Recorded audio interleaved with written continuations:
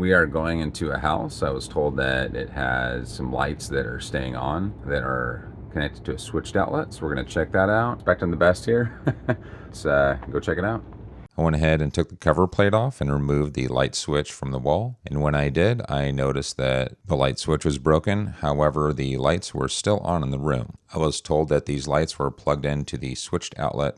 I then turned off the breaker, going to the light switch using trial and error and a voltage pen tester that makes noise. After disconnecting the broken light switch, I turned the power back on to confirm that no power was going to the outlets and lights. Power was going to the lights.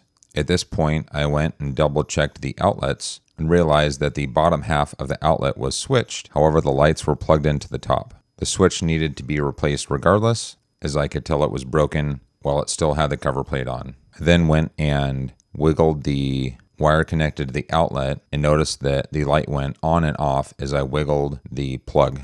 I confirmed that the bottom half of the outlet was switched by plugging the cord in and then touching the wires at the switch together. And then turned the power back off at the breaker so that I could work on the outlet that had issues. The middle part of the outlet was cracked, and so I prepared a new outlet to replace it. I removed the tab on the hot side, which has the gold screws, by using a pair of needle nose pliers. The wires were then reconnected with the 2 red hot wires on the bottom and the 2 black hot wires on top. The red wires are switched from the light switch. A new light switch was then installed. The power was then turned back on at the breaker, and everything was checked to make sure it was functioning properly. Thanks so much for watching.